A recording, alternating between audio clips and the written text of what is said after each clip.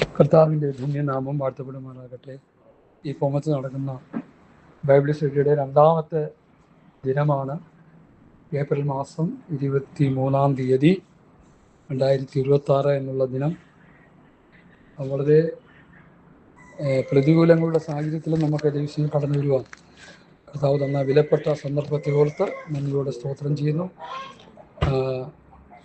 കഴിഞ്ഞ ക്ലാസ് നടന്നതിന് ശേഷം പിന്നെ ഏത് വിഷയം ദൈവസേനയിൽ എടുത്ത് നമുക്ക് ഒരുമിച്ച് ധ്യാനിക്കണം, പഠിക്കണം എന്ന ദൈവസേനയിൽ ഞാൻ വളരെയധികം പ്രാർത്ഥിച്ചു, ധ്യാനിച്ചു. ആ സമയത്ത് എൻ്റെ ഹൃദയത്തിൽ പ്രകാശിക്കപ്പെട്ട ഒരു വിഷയമാണ് കിങ്ഡം ഓഫ് ഹെവൻ, ദൈവരാജ്യം ഓർ സ്വർഗരാജ്യം.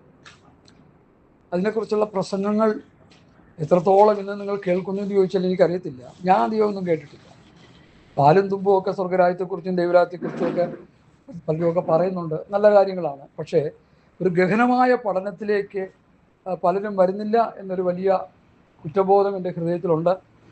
എന്നാൽ എനിക്ക് കർത്താവ് തന്നു ആ സ്വർഗരാജ്യത്തെക്കുറിച്ചും ദൈവരാജ്യത്തെക്കുറിച്ചും ഒരു ചെറിയ പഠനം ജനത്തിന് കൊടുക്കാൻ എൻ്റെ ഉള്ളിൽ ഒരു പ്രേരണ കിട്ടിയതുപോലെ എനിക്ക് തോന്നി. അന്ന് മുതൽ ഞാൻ ആ വിഷയത്തെക്കുറിച്ച് ഇങ്ങനെ പഠിച്ചുകൊണ്ടിരിക്കുക. മത്തായി, മാർക്കോസ്, ലൂക്കോസ്, യോഹന്നാൻ 4 സുവിശേഷങ്ങളിൽ ഒരു സുവിശേഷത്തിലാണ് സ്വർഗരാജ്യത്തെക്കുറിച്ച് വിശദമായി പഠിപ്പിക്കുന്നത്. അതേത് സുവിശേഷമാണെന്ന് പറയാമോ? മത്തായിയുടെ സുവിശേഷം, ചാപ്റ്റർ 13. 13 24 മുതൽ എത്രയേ ഉള്ളൂ?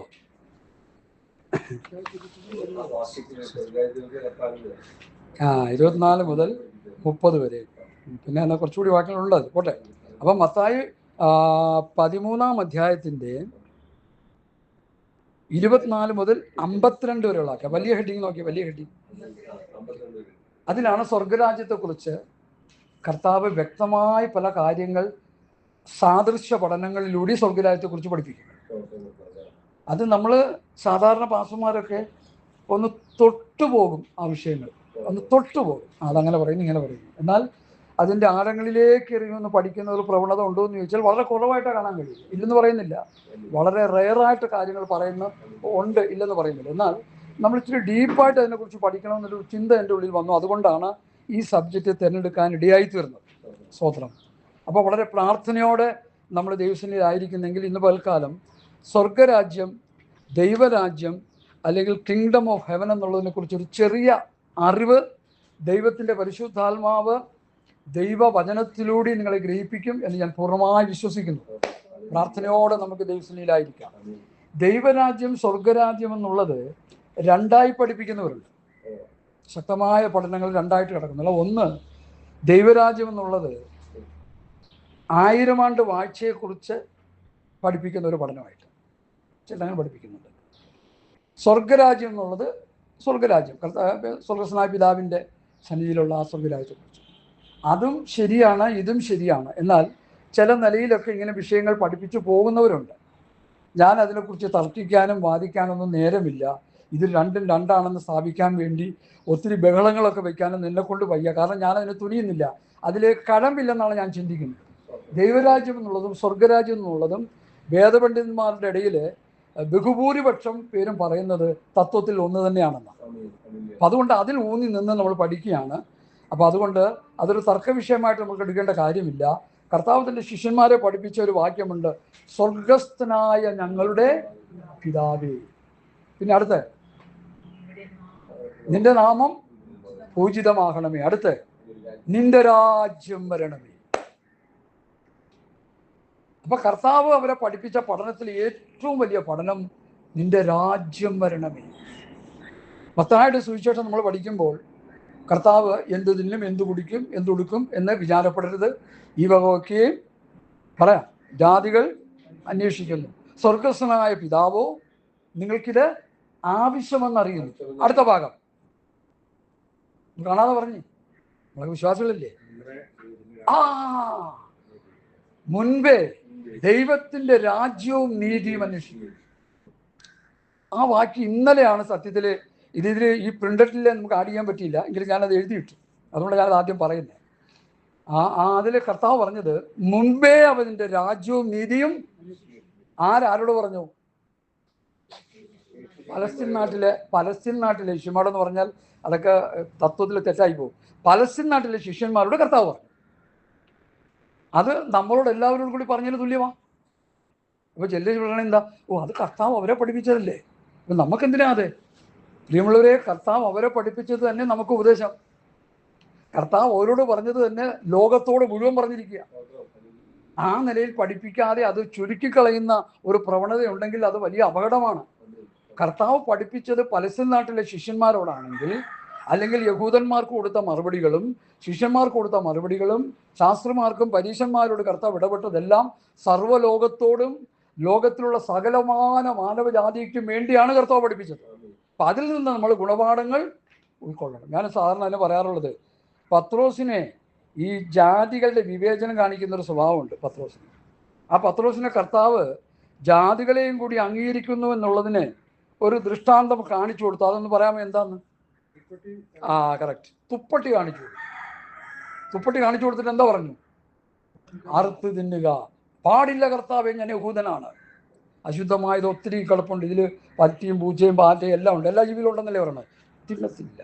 ഉടനെ ഒരു ശബ്ദം, ദൈവം വിശുദ്ധീകരിച്ചതിനെ നീ മലിനമെന്നുള്ളത്. അപ്പം അതിൽ നിന്ന് മനസ്സിലായി, പത്രോസിന് അത് വേണ്ട രീതിയിൽ മനസ്സിലായില്ല. പത്രോസിന് മനസ്സിലായത് പ്രവൃത്തി പുസ്തകം 10-ാം അധ്യായത്തിൽ കൊർന്നല്യോസിന്റെ വീട്ടിൽ വന്ന് പ്രസംഗം കഴിഞ്ഞപ്പോൾ ജാതികൾ ഇത് കേട്ട് വിശ്വസിച്ചു കഴിഞ്ഞപ്പോൾ പത്രോസിന് മനസ്സിലായി, ജാതികളെയും ദൈവം എന്ത് ചെയ്യുന്നു? അംഗീകരിക്കുന്നു, സ്നേഹിക്കുന്നു, ആത്മാവരുടെ മേൽ പകരുന്നു എന്നുള്ള യാഥാർത്ഥ്യം അവർക്ക് മനസ്സിലായി. ഇന്ന് നമ്മുടെ ഇടയിൽ പലർക്കും അത് മനസ്സിലായിട്ടില്ല. കറുത്തവനെയും വെളുത്തവനെയും തമ്മിൽ വേർതിരിക്കുന്ന സ്വഭാവം, വിദ്യാഭ്യാസം ഇല്ലാത്തവനെയും വിദ്യാഭ്യാസം ഉള്ളവനെയും തരംതിരിച്ചു കാണുന്ന സ്വഭാവം, പണമുള്ളവനെയും പണമില്ലാത്തവനെയും തമ്മിൽ വേർതിരിക്കുന്ന സ്വഭാവം, ഇതൊക്കെ നമ്മുടെ ഇടയിൽ നടന്നു വരികയാണ്. വേണ്ട, അമേരിക്കയിൽ കറുത്തവനും വെളുത്തവനും എന്നുള്ള ചിന്ത ഉണ്ടായിരുന്നു. അത് മാറ്റിയത് ആരാരെന്നറിയാമോ? അടിമത്തം മാറ്റിയത് എബ്രഹാം ലിങ്കൺ എന്ന് പറഞ്ഞൊരു പ്രസിഡന്റ് ഉണ്ടായിരുന്നു. അദ്ദേഹമാണത് മാറ്റിയെടുത്തത്. ഇപ്പോഴും ആ വിവേചനം ഉണ്ട് അവിടെ. ഒരു 3 വർഷം മുമ്പാണെന്ന് തോന്നുന്നു, ഒരു കറുത്ത മനുഷ്യനെ ഒരു വെളുത്ത പോലീസുകാരൻ ബൂട്ടിട്ട് കഴുത്തിൽ ചവിട്ടി കൊന്ന ചരിത്രം നിങ്ങളെല്ലാവരും കണ്ടായിരിക്കും പത്രം വരെ, സോഷ്യൽ മീഡിയ വഴി വന്നിടയിൽ. അപ്പോൾ ഇന്നും ഈ ആചാര അനുഷ്ഠാനങ്ങളൊക്കെ നിലനിൽക്കുന്നുണ്ട്. എന്നാൽ സ്തോത്രം, കർത്താവ് പഠിപ്പിച്ച പഠനങ്ങൾ അത് അതായത് ലൂക്കോസിന്റെ സുവിശേഷം 2-ാം അധ്യായത്തിൽ സർവ്വജനത്തിനും ഉണ്ടാകാനുള്ള മഹാസന്തോഷം. പിന്നെ ശിമ്യോന്റെ പ്രാർത്ഥനയിൽ, ശിമ്യോൻ പ്രാർത്ഥിക്കുന്ന പ്രാർത്ഥന ഒന്ന് വായിച്ചിട്ട് നമ്മൾ ക്ലാസ്സിലേക്ക് വരാം. ലൂക്കോസിന്റെ സുവിശേഷം 2-ാം അധ്യായം എടുത്താട്ടെ. സകല ജാതികളെയും കർത്താവ് പഠിപ്പിക്കുന്നു എന്നുള്ളതിനെ കുറിച്ചൊരു ചില ചിന്തകൾ പറഞ്ഞിട്ട് നമ്മൾ വിഷയത്തിലേക്ക് വരുന്നുണ്ട്. ലൂക്കോസ് 2-ാം അധ്യായത്തിന്റെ 10-ാമത്തെ വാക്യം വായിക്കുന്നു. ദൂതൻ അവനോട് ഭയപ്പെടേണ്ട, സർവ്വജനത്തിനും ഉണ്ടാകാനുള്ള മഹാസന്തോഷം ഞാൻ നിന്നോട് സുവിശേഷിക്കുന്നു. കർത്താവായ ക്രിസ്തു എന്ന രക്ഷിതാവ് ഇന്ന് ദാവീദിന്റെ പട്ടണത്തിൽ നിങ്ങൾക്കായി ജനിച്ചിരിക്കുന്നു. അപ്പോൾ കർത്താവിൻ്റെ രംഗപ്രവേശനം, അല്ലെങ്കിൽ കർത്താവിലൂടെയുള്ള രക്ഷ, കർത്താവിലൂടെയുള്ള സന്തോഷം സകല മാനവജാതികൾക്കും വേണ്ടിയുള്ളതാണെന്ന് വേദപുസ്തകത്തിൽ പഠിക്കുന്നു. ശിമോന്റെ പ്രാർത്ഥനയെക്കുറിച്ച് പഠിക്കുമ്പോൾ അതിൻ്റെ 2-ാം അധ്യായത്തിൻ്റെ 29-30 വാക്യങ്ങൾ, ഇപ്പോൾ നാഥ തിരുവചനം പോലെ നീ അടിയനെ സമാധാനത്തോടെ വിട്ടയക്കുന്നു, ജാതികൾക്ക് വെളിപ്പെടുവാനുള്ള പ്രകാശവും നിന്റെ ജനമായ ഇസ്രായേലിന്റെ മഹത്വവുമായി നീ സകല ജാതികളുടെ മുൻപാകെ ഒരുക്കിയിരിക്കുന്ന നിന്റെ രക്ഷയെ എൻ്റെ കണ്ണ് കണ്ടുവരുന്നു. ആശുവിന്റെ പ്രാർത്ഥന വളരെ പ്രസക്തമാണ്. 3 കാര്യങ്ങളാണ് അവിടെ പ്രത്യേകമായിട്ട് അക്കമിട്ട് പറയുന്നത്. സ്തോത്രം, ജാതികൾക്ക് വെളിപ്പെടാനുള്ള പ്രകാശം 1, നിന്റെ ജനമായ ഇസ്രായേലിന്റെ മഹത്വം 2, 3 നീ സകല ജാതികളുടെയും മുൻപാകെ ഒരുക്കിയിരിക്കുന്ന രക്ഷ. അതാണ് ഈ.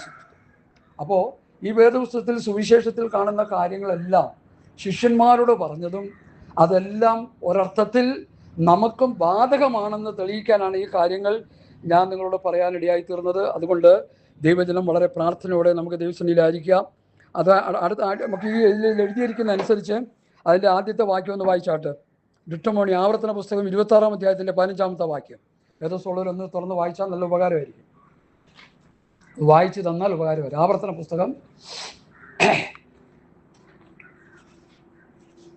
പെട്ടെന്ന് വായിക്കാം കേട്ടോ. നിങ്ങൾ വായിച്ചില്ലെങ്കിൽ ഞാനങ്ങ് വായിക്കാം. 26-ന്റെ 15. ആവർത്തനം 26-ന്റെ 15. നോക്കി നിന്റെ ജനമായ ഇസ്രായേലിനെയും നീ ഞങ്ങളുടെ പിതാക്കന്മാരോട് സത്യം ചെയ്തതുപോലെ ഞങ്ങൾക്ക് തന്ന ദേശമായി പാലും തേനും ഒഴുകുന്ന ദേശത്തെയും അനുഗ്രഹിക്കണമേ. മതി. അപ്പൊ അതിന്റെ ആദ്യത്തെ ഭാഗം നിന്റെ വിശുദ്ധ സ്ഥലമായ സ്വർഗത്തിൽ. അപ്പൊ ദൈവത്തിന്റെ വാസസ്ഥലം എവിടെയാ? അത് തെളിയിക്കാനാണ് ഞാൻ വായിച്ചത്. ദൈവം ഉണ്ടെന്നും ദൈവത്തിന്റെ വാസസ്ഥലം സ്വർഗത്തിലാണെന്നും തെളിയിക്കാൻ വേണ്ടി മാത്രമാണ് ആ വേദഭാഗം വായിച്ചത്. അടുത്ത രണ്ടാമത്തെ വാക്യം എന്താ എഴുതിയിരിക്കുന്നത്? യെശയ്യാ പ്രവാചകന്റെ പുസ്തകം മത്തായി 6:33 നമ്മൾ പറഞ്ഞല്ലോ. ആദ്യം എൻ്റെ രാജ്യം നീതി അന്വേഷിക്കാതെ ഞങ്ങൾ പറഞ്ഞു കഴിഞ്ഞു. ഇനി അടുത്ത യെശയ്യാ പ്രവചനം 66:1 വായിക്കാം. സ്വർഗം എൻ്റെ സിംഹാസനവും ഭൂമി എൻ്റെ. അപ്പൊ സ്വർഗം ദൈവത്തിന്റെ സിംഹാസനം, ഭൂമി ദൈവത്തിന്റെ പാദം. അപ്പോൾ സ്വർഗത്തിലൊരു ദൈവമുണ്ടെന്നും ദൈവത്തിന്റെ സിംഹാസനം സ്വർഗത്തിലാണെന്നും ഭൂമി എൻ്റെ പൂർണ്ണതയും ഭൂതലത്തിലെ നിവാസികളെല്ലാം ദൈവത്തിന്റെ വകയാണെന്നും ഇതെല്ലാം ദൈവത്തിന്റെ അവകാശത്തിൽപ്പെട്ടതാണ്. സ്വർഗവും ഭൂമിയും ഈ ഭൂമിയിലെ സകല സൃഷ്ടിയും ദൈവത്തിന്റെ വകയാണ്, യാതൊരു സംശയമില്ല. അങ്ങനെ ദൈവത്തിന്റെ വക ആയിരിക്കുന്നതുകൊണ്ട് ഈ ദൈവത്തിന്റെ സകല സൃഷ്ടികളുടെ മേലും ദൈവത്തിന് എന്തുണ്ട്? അധികാരമുണ്ട്. കർത്താവ് അവസാനമായിട്ട് സുവിശേഷത്തിൽ നമുക്ക് കാണാൻ കഴിയുന്ന സ്വർഗത്തിലും ഭൂമിയിലും സകല അധികാരവും എനിക്ക് നൽകപ്പെട്ടിരിക്കുന്നു. ആകയാൽ നിങ്ങൾ പുറപ്പെട്ട് യേശുക്രിസ്തുവിനെ പ്രസംഗിച്ച് പിതാവിൻ്റെയും പുത്രൻ്റെയും നാമത്തിൽ, അത് മർക്കോസും മത്തായിയും കൂടി ചേർത്ത് പഠിക്കുമ്പോൾ, അവസാന ഭാഗം ചേർത്ത് പഠിക്കുമ്പോൾ ആ രണ്ട് പഠനം കിട്ടുന്നത്, നിങ്ങൾ ഭൂലോകത്തൊക്കെ പോയി സുവിശേഷം പ്രസംഗിക്കുക, വിശ്വസിക്കുന്നവരെ പിതാവിൻ്റെയും പുത്രൻ്റെയും നാമത്തിൽ സ്നാനപ്പെടുത്തി ഞാൻ നിങ്ങളോട് കൽപ്പിച്ചതൊക്കെയും പ്രമാണിപ്പാൻ തക്കവണ്ണം ഉപദേശിച്ചും കൊണ്ട് സകല ജാതികളെയും. ഇന്നത് ചെയ്യുന്നില്ല. കർത്താവ് കൽപ്പിച്ചതൊന്നും ആരും പഠിപ്പിക്കുന്നില്ല. എൻ്റെ പരാതി മോശ പറഞ്ഞത് പറയാനാണ് ഇവിടെ ആളുള്ളൂ. കർത്താവ് കൽപ്പിച്ചത് പ്രസംഗിക്കാൻ ആള് കുറവാ. അതെന്താ അതിൻ്റെ കാര്യം? ഇതിനിടയിൽ ശത്രുവിൻ്റെ എന്തോ പറയുക, വിഷബീജങ്ങൾ ശത്രു പകരപ്പെടാടിയായി. ഈ മത്തായിയുടെ സുവിശേഷം പഠിക്കുമ്പോൾ നല്ല വിത്ത് വിതച്ചിട്ട് പോയി. അതിൻ്റെ ഇടയിൽ എന്ത് ചെയ്തു? കള കൊണ്ടുപോയി. ഈ കള ആരാ വിതച്ചത്? താത്താൻ വിതച്ചു. അതിനെക്കുറിച്ച് ചെറിയൊരു പഠനം ഞാൻ പറഞ്ഞു, എൻ്റെ വിഷയം അല്ലാതെ. കള വിതച്ചത് എന്തൊക്കെയാണ്? ഡാർവിൻ വന്ന് വിതച്ചു നിരീശ്വരത്വം, അല്ലേ? ലെനിൻ വന്ന് വിതച്ചു കമ്മ്യൂണിസം. അതുപോലെ ഓരോ മനുഷ്യന് ഗുണമില്ലാത്ത ഒരാശയങ്ങൾ പിശാച് വന്ന് വിതച്ചിട്ട് അതിൻ്റെ പുറകെ ജനം എന്ത് ചെയ്യുക? പോയിക്കൊണ്ടിരിക്കുക. എന്നാൽ നല്ല വിത്ത് വിതച്ചവൻ മനുഷ്യപുത്രൻ. ഈ വിത്ത് എന്താ? ദൈവ വചനം. ഇതിൻ്റെ പിറകെ പോകാൻ ആളില്ല. സ്വത്രം. അതുകൊണ്ടാണ് വചനത്തിൻ്റെ പ്രസക്തി ഏറ്റവും നമ്മൾ മുൻപേ കാണണം. വചനമാണ് നമുക്ക് ഏറ്റവും പ്രധാനം. ഞങ്ങൾ പ്രസംഗിച്ച വചനം ദൈവവചനമായിട്ട് നിങ്ങൾ കൈക്കൊണ്ടു. തെസ്സലോനിക്ക ലേഖനത്തിൽ ഒരു വാക്യമാണ്, വിശ്വസിക്കുന്ന നിങ്ങളിലത് വ്യാപരിച്ചു കൊണ്ടിരിക്കുന്നു. അപ്പോൾ വചനത്തിൽ നമ്മൾ അടിസ്ഥാനപ്പെട്ട് ജീവിതം നയിക്കണമെന്ന് കർത്താവ് നമ്മെ കുറിച്ച് ആഗ്രഹിക്കുന്നു. അടുത്ത അതിൻ്റെ 13-ാം അധ്യായത്തിൻ്റെ 24-ാമത്തെ വാക്യം വായിക്കാം. 13:24 മത്തായിയുടെ സുവിശേഷം 13:24 വായിച്ചാട്ടെ. അവൻ മറ്റൊരു ഉപമ അവർക്ക് പറഞ്ഞു കൊടുത്തു.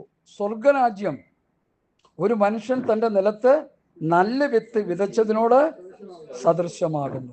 അടുത്ത മനുഷ്യൻ ഉറങ്ങുമ്പോൾ അവന്റെ ശത്രു വന്ന് ഗോതമ്പിന്റെ ഇടയിൽ കള വിതച്ചു പൊക്കളഞ്ഞു. അടുത്ത ഞാറ് വളർന്ന് കതിരായപ്പോൾ കളയും കാണായി വന്നു. അപ്പോൾ യജമാനനെ വയലിൽ നല്ല വിത്തല്ലയോ വിതച്ചത്? അതിന്റെ കള എവിടെ നിന്ന് വന്നു എന്ന് ചോദിച്ചു.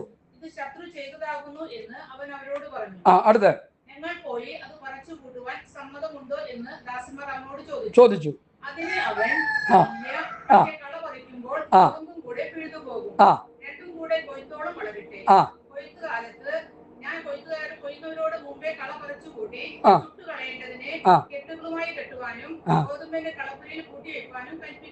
മതി, ഒരു ഖണ്ഡികയാണ് അത്രയും വാക്യങ്ങൾ. ഒരു വലിയ സബ്ജക്റ്റിനെ അത് കാണിക്കാൻ, അതിനെ വിശദീകരിച്ച് പറയാനുള്ള സമയമില്ല. അപ്പൊ മനുഷ്യപുത്രൻ വന്ന് എന്ത് ചെയ്തു? ദൈവവചനം വിതച്ചു. അതെവിടെയാ വിതച്ചത്? ആദ്യം എവിടെയാ വിതച്ചത്? മനുഷ്യ ഹൃദയത്തിലാണ്. സ്ഥലം എന്ന് പറയാനാണെങ്കിൽ പലസ്തീൻ നാട്ടില്, അല്ലേ?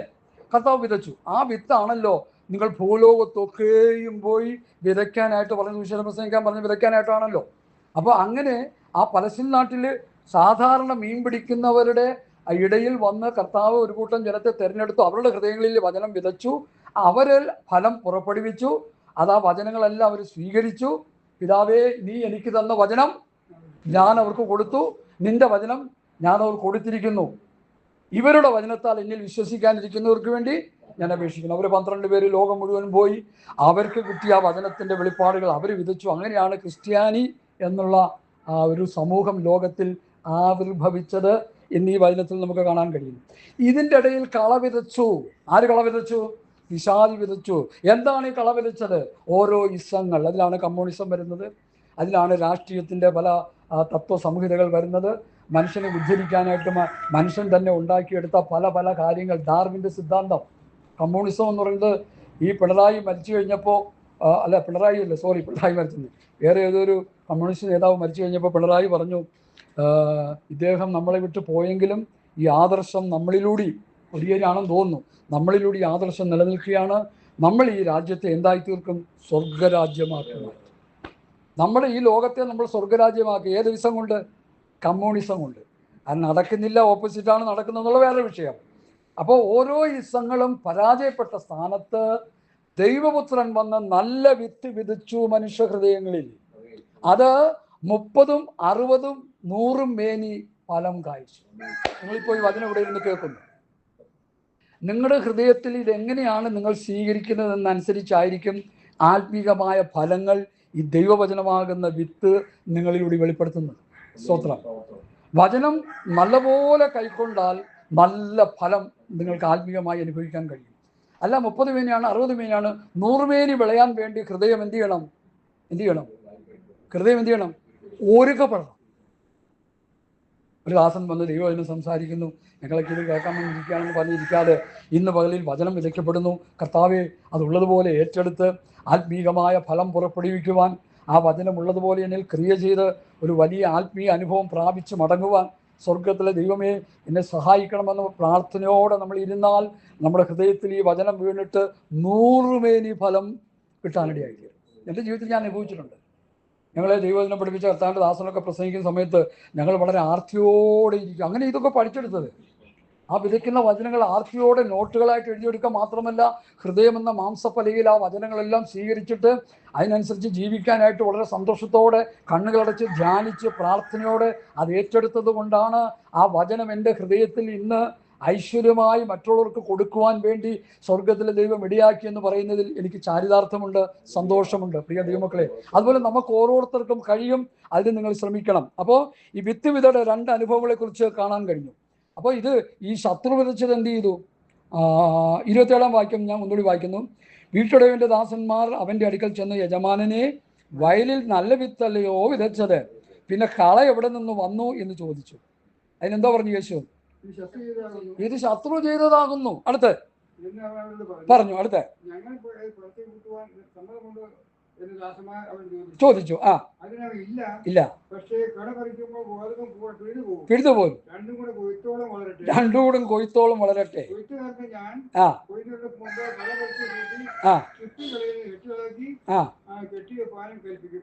കോതമ്പ് എൻ്റെ കളപ്പുരയിൽ കൂട്ടിവെപ്പാനും കൽപ്പിക്കും എന്ന് പറഞ്ഞു. അപ്പോൾ ഇതിപ്പോൾ ഒരു കളയെല്ലാം കൂടി വളർന്നുകൊണ്ടിരിക്കുക.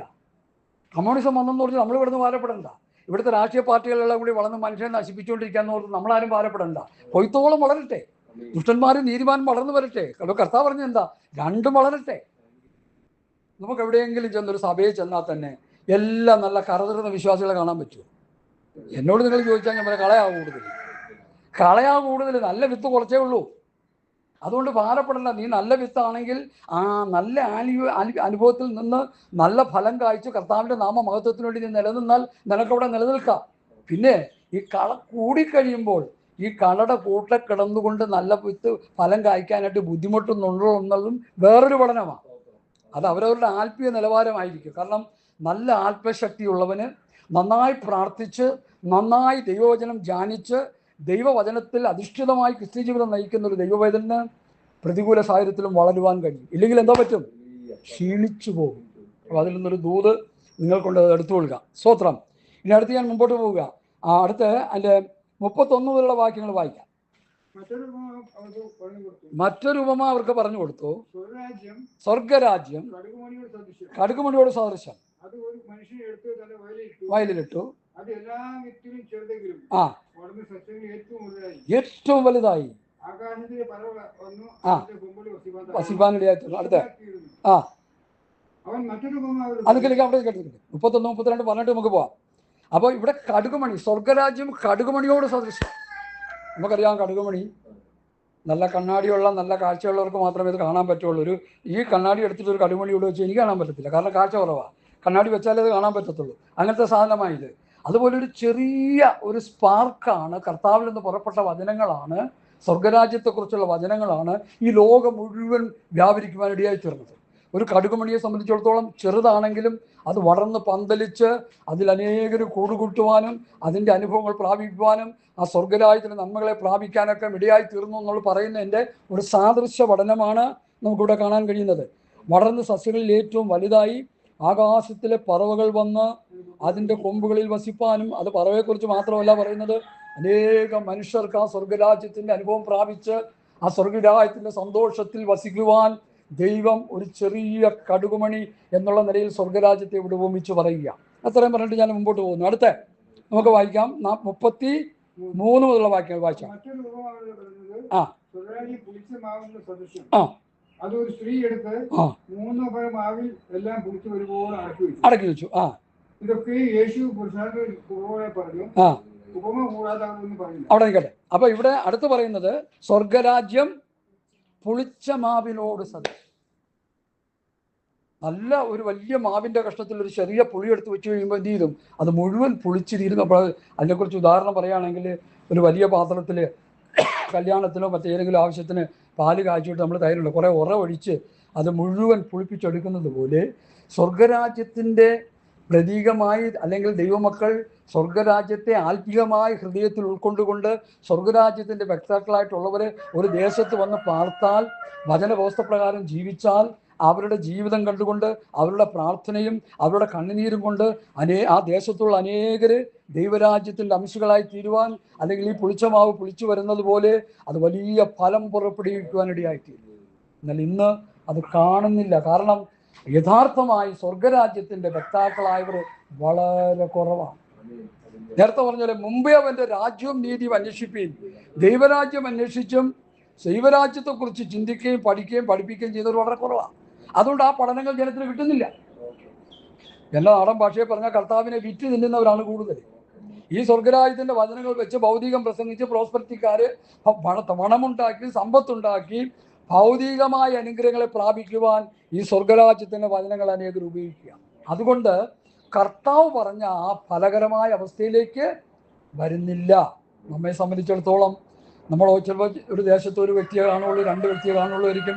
അവരുടെ ജീവിതം അനുഗ്രഹമായി തീർന്നാൽ മറ്റനേകർ അയൽവാസികൾ, നമ്മുടെ സ്നേഹിതന്മാർ, നമ്മുടെ ചാർച്ചക്കാർ നമ്മൾ മുഖാന്തരം ഈ ആത്മീക പുളിപ്പിലേക്ക് കൊണ്ടുവരാൻ നമുക്ക് കഴിയുമെന്ന് ഈ വേദഭാഗം നമ്മെ ശക്തമായി പഠിപ്പിക്കുന്നു. ഞാൻ അവിടെ നിൽക്കുന്നില്ല, വേറെ ഒത്തിരി കാര്യങ്ങൾ പറയാനുള്ളതുകൊണ്ട്.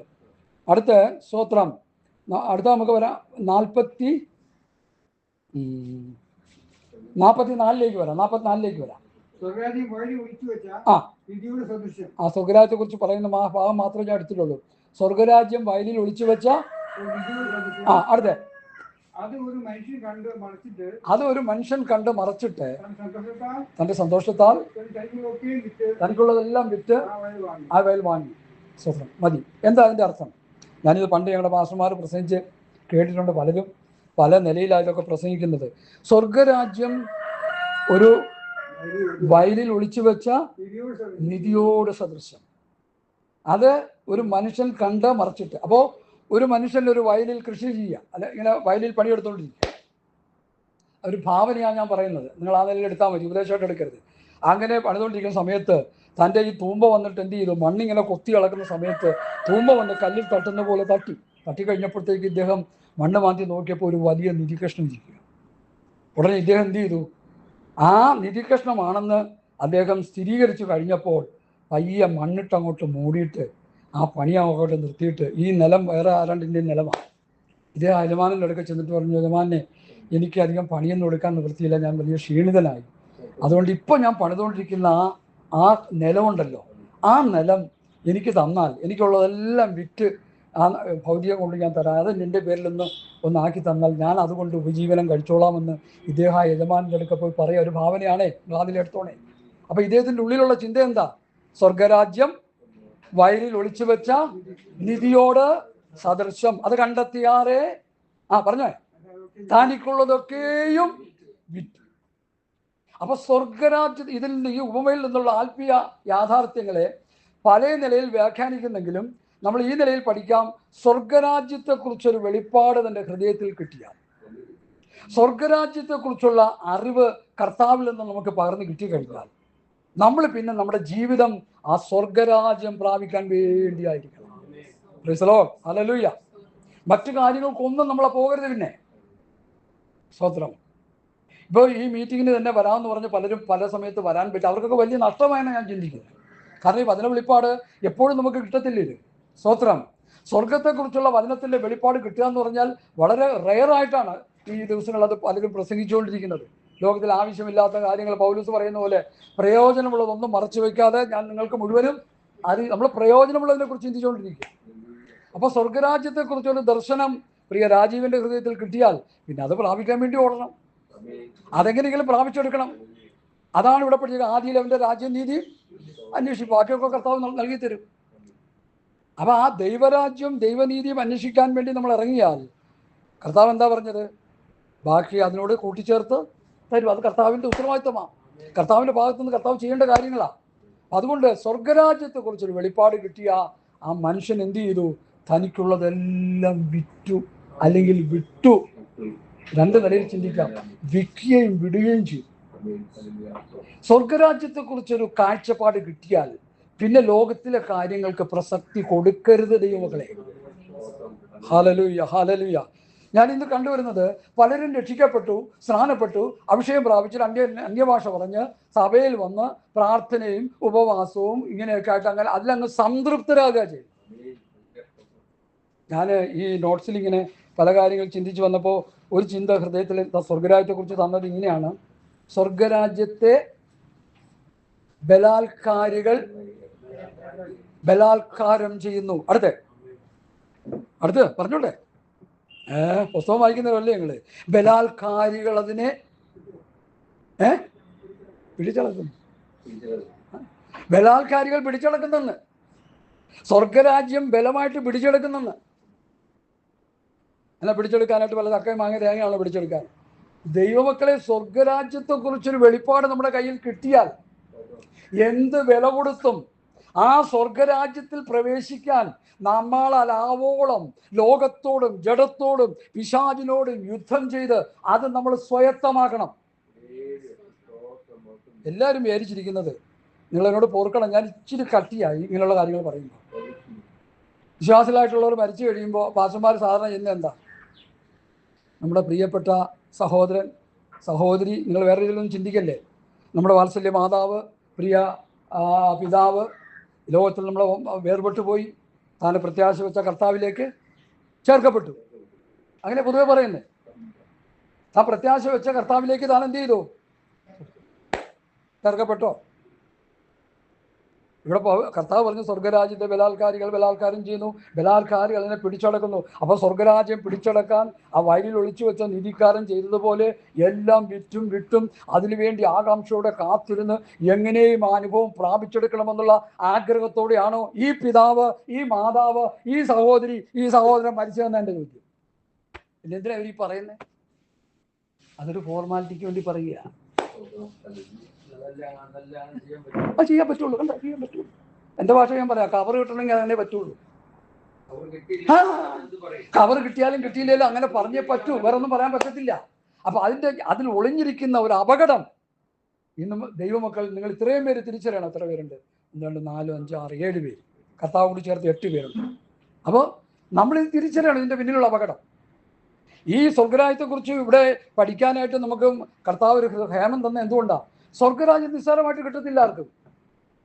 രക്ഷിക്കപ്പെട്ടത് കൊണ്ടോ, സ്നാനപ്പെട്ടത് കൊണ്ടോ, പരിശുദ്ധമായ അഭിഷേകം പ്രാപിച്ചത് കൊണ്ടോ സ്വർഗരാജ്യം കിട്ടണമെന്നില്ല. എന്നെ പഠിപ്പിച്ചാൽ ഞാൻ അങ്ങനെ തന്നെ പഠിപ്പിക്കുക. അതിനുവേണ്ടി വില കൊടുക്കണം. വയലിൽ ഒളിച്ചു വെച്ച നിരിക്കാരൻ എന്താ ചെയ്തു? എന്താ കിട്ടി? സസ്യം. വിറ്റു, അത് വിട്ടു. തനിക്കുള്ളതെല്ലാം വിട്ടു. രണ്ട് ചിന്ത. ലോകസ്നേഹം വിട്ടു, ജഡമോഹങ്ങളെ വിട്ടു, മക്കൾ പറയുന്ന അഭിപ്രായങ്ങൾക്ക് വില കൊടുത്തില്ല, ഭർത്താവ് പറയുന്ന കാര്യങ്ങൾക്ക് വില കൊടുത്തില്ല. ഇതെങ്ങനെയും പ്രാപിച്ചെടുക്കണം. സ്വർഗരാജ്യത്ത് പോകാൻ തടസ്സമായിട്ട് എൻ്റെ ഭാര്യയും മക്കളും നിൽക്കുന്നു, അവരെയൊക്കെ മാറ്റി നിർത്തിക്കോണം. അവരുടെ വഴക്കുണ്ടാക്കാനും പിണങ്ങാനല്ല പറയുന്നത്. അവരുടെ അഭിപ്രായങ്ങൾക്കനുസരിച്ച് പോകാതെ ആ സ്വർഗരാജ്യം പ്രാപിക്കാൻ ഞാൻ എന്ത് ചെയ്യണം? അതെല്ലാം നമ്മൾ വചനത്തിലൂടെ പഠിച്ച് മനസ്സിലാക്കിയത് ചെയ്യണം. നല്ല കാറ്റ് വരുന്നുണ്ട്, സ്തോത്രം. അതുകൊണ്ട് എന്നെ കേൾക്കുന്ന പ്രിയപ്പെട്ടവരെ, സ്വർഗരാജ്യത്തെ ബലാത്കാരനെ അതിൽ കടക്കാൻ ശ്രമിക്കുന്നു, ബലാത്കാരികൾ അതിനെ പിടിച്ചടക്കുന്നു എന്ന് കർത്താവ് പറഞ്ഞതിൻ്റെ അർത്ഥം ഞാൻ മനസ്സിലാക്കിയത്, എന്ത് വില കൊടുത്തും സ്വർഗരാജ്യത്തിൻ്റെ സന്ദേശം കിട്ടിയവൻ, അല്ലെങ്കിൽ രക്ഷാനുഭവം പ്രാപിച്ചവൻ, രക്ഷിക്കപ്പെട്ടവൻ, സ്നാനപ്പെട്ടവൻ, പരിശുദ്ധാത്മ അഭിഷേകം പ്രാപിച്ചവൻ, പഴയ ആചാര അനുഷ്ഠാനങ്ങളും മാമൂലുകളെല്ലാം വിട്ട് കർത്താവിന്റെ സന്നിധിയിലേക്ക് വന്നവൻ, ഇനി ചെയ്യേണ്ടത് അത് പ്രാപിച്ചെടുക്കുന്നത് വരെയും ലോകത്തോടും ജഡത്തോടും പിശാചിനോടും യുദ്ധം ചെയ്ത് ആ നിത്യത പ്രാപിക്കാൻ വേണ്ടി അക്ഷാന്ത പരിശ്രമം ചെയ്ത് മുമ്പോട്ട് പോകണം. നമ്മുടെ ഭാഗത്തൊന്നും ചെയ്യേണ്ടെന്നൊരു ചിന്തയുണ്ട്. അതാണ് ഏറ്റവും വലിയ അപകടം. രക്ഷിക്കപ്പെട്ടു, സ്നാനപ്പെട്ടു, പരിശുദ്ധാംശം പ്രാപിച്ചു, ഇന്നൊരു കൂട്ടായ്മയെ പോയി പ്രാർത്ഥിച്ച് തോത്രാഴ്ചയെ കൊടുത്ത് ദശാംശവും കൊടുത്ത് ഇങ്ങനെ പാട്ടൊക്കെ പാടി സന്തോഷിച്ചു ഉപവസിച്ചും പ്രാർത്ഥിച്ചും കൺവെൻഷൻ നടത്തി പോയാൽ മതി. പോരാ. റോമാലേഖനം 8-ാം അധ്യായം പഠിക്കുന്ന വാക്യം എടുക്കുന്നില്ല. തൻ്റെ പുത്രന്റെ സ്വരൂപത്തോട് അനുരൂപരാകണം. പുത്രന്റെ സ്വരൂപത്തോട് അനുരൂപരാകാൻ നിസ്സാര കാര്യമാണോ? ഈ നിൽക്കുന്ന ഞാൻ യേശുക്രിസ്തുവിന്റെ സ്വരൂപത്തോട് അനുരൂപരാകുക എന്ന് പറയുന്നത് നിസ്സാര കാര്യമാണോ? എന്നെ കൊണ്ടത് ബുദ്ധിമുട്ടാണ്. അതാ ഞാൻ ശ്രമിച്ചുകൊണ്ടിരിക്കുന്നത്. ഓരോ ദിവസവും പ്രാർത്ഥനയിലും വചനധ്യാനത്തിലും കർത്താവുമായിട്ടുള്ള ബന്ധത്തിൽ, കർത്താവെ ഞങ്ങളുടെ പുത്രന്റെ സ്വരൂപത്തോട് അനുരൂപരാകുവാൻ എവിടെയാണ് എൻ്റെ ജീവിതത്തിലെ പരാജയം, എവിടെയാണ് എൻ്റെ ജീവിതത്തിൻ്റെ കുറവുകൾ, അത് ഞാൻ കണ്ടുപിടിച്ച് ശുദ്ധീകരണം പ്രാപിച്ച് ആ പുത്രന്റെ സ്വരൂപത്തോട് അനുരൂപരാകുവാൻ എന്നാൽ ആവോളം ഞാൻ വ്യഗ്രതയോടെ മുമ്പോട്ട് പോയിക്കൊണ്ടിരിക്കുന്ന ഒരു ക്രിസ്തീയ ജീവിതമാണ് ക്രിസ്തീയ ജീവിതം. അതാരാ നയിക്കുന്നേ? വളരെ റേറാ.